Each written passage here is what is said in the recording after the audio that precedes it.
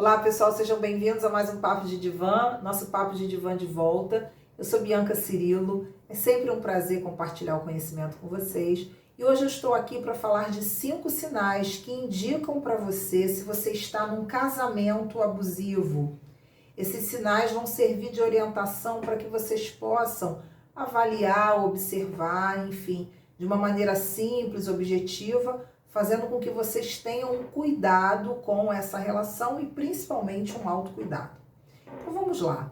O primeiro sinal que indica se você está num casamento abusivo é a ausência de reciprocidade. Esse sinal ele é infalível, porque dentro da experiência clínica, quando nós vamos ouvir pessoas que estão em casamentos abusivos, a ausência de reciprocidade está sempre presente, é algo que aparece em toda relação abusiva. Nessa relação, que é uma relação destrutiva e nociva, vocês sabem que a ausência de reciprocidade é bastante coerente com a estrutura de um narcisista, com a estrutura de um abusador. Por quê? Porque o abusador, ele está autocentrado. E estando autocentrado, ele não vai trocar. Ele está ali para receber.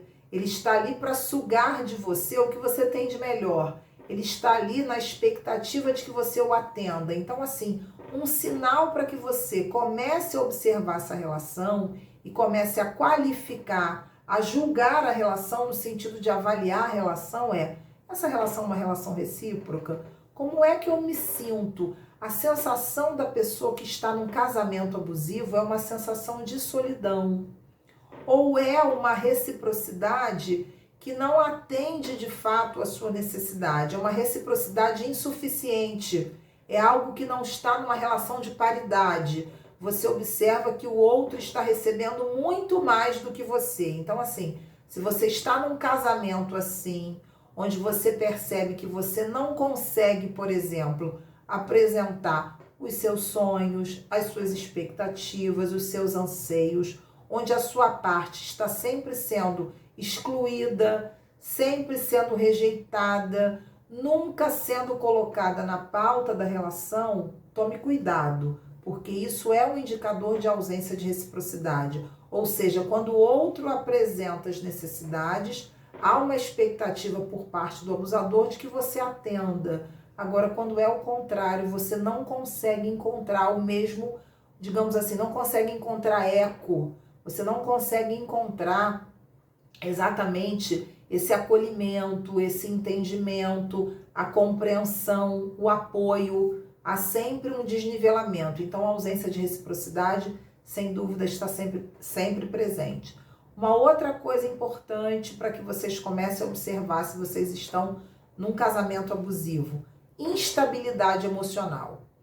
A pessoa vítima de abuso afetivo num casamento destrutivo, ela traz queixas com relação a essa instabilidade. Há uma espécie de desconforto constante, a pessoa não se sente, não tem uma sensação de equilíbrio, uma sensação de autodomínio, ela fica exatamente muito vulnerável. Se você está muito vulnerável, onde esse sentimento oscila muito para tristeza, episódios de raiva, lembrando que a tristeza muitas vezes é a permissão que você consegue dar à raiva, ou seja, vou explicar melhor.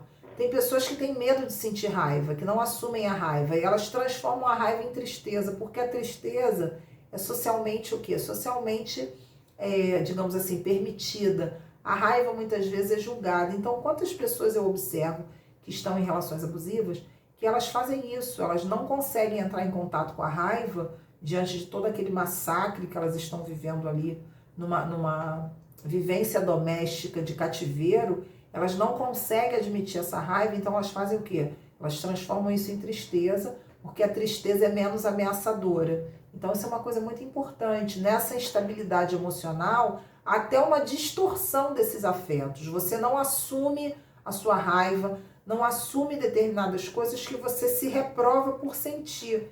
E aí isso escoa na tristeza, intensifica a tristeza, muitas vezes transformada, e agrava a sua situação emocional, podendo evoluir. Instabilidade emocional essa que evolui para fadiga mental e fadiga física.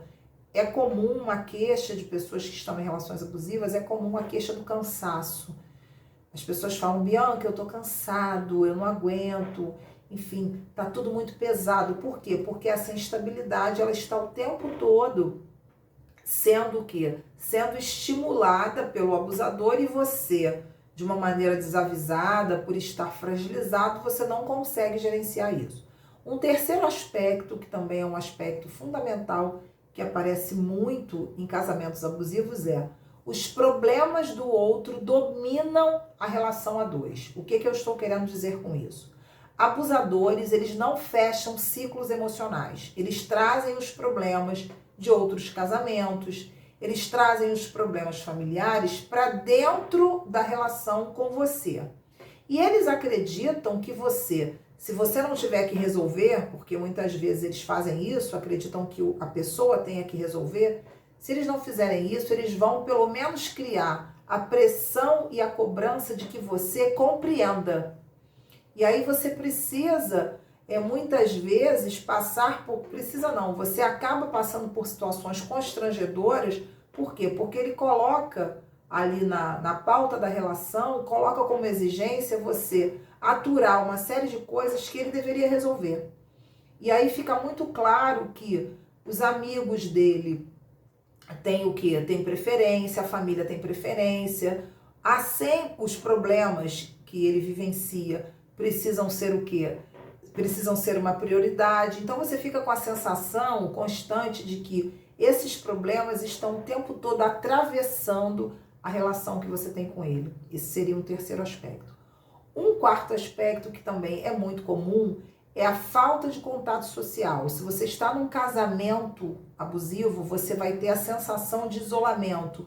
Ele não vai querer que você tenha contato com seus amigos. Você vai observar que os amigos que você tinha como amigos muito caros começam a sumir. Por quê? Porque ele vai isolando você da perspectiva de estar com uma outra pessoa. Por que eles fazem isso?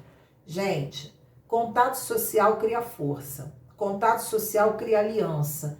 E ele precisa isolar você para que somente ele seja atendido. Então ele vai, obviamente, criar obstáculos para que você esteja com os amigos, para que você esteja com pessoas que gostam de você. Vamos lembrar, quando nós estamos com pessoas que são pessoas que nos amam, pessoas que têm um afeto por nós nos sentimos o quê? Valorizados, nós nos sentimos estimulados e fortalecidos.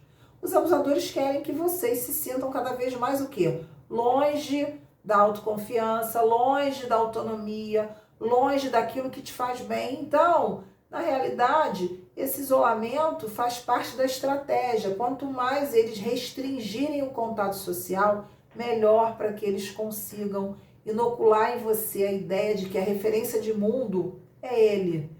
O que você precisa é dele. Isso é muito comum. Um quinto aspecto e último, na realidade, tem a ver com o que a gente chama de casais fusionados, que são casais que fazem tudo junto de uma maneira que constrange e sufoca. Aquilo passa a ser um peso. Você não consegue fazer nada sem que seja na presença dele ou com ele, melhor dizendo. Você não consegue encontrar pessoas que você gostaria, você não consegue, às vezes, muitas vezes não consegue até trabalhar sozinho. Estou lembrando de casos que o abusador ia levar ao trabalho, ia buscar. Há uma perseguição, uma marcação. Você tem uma sensação de que tudo tem que ser junto, a conta tem que ser junto, há um controle muito grande, ou seja, são casais fusionados. E há ali um contrato que é um contrato destrutivo, porque você não respira.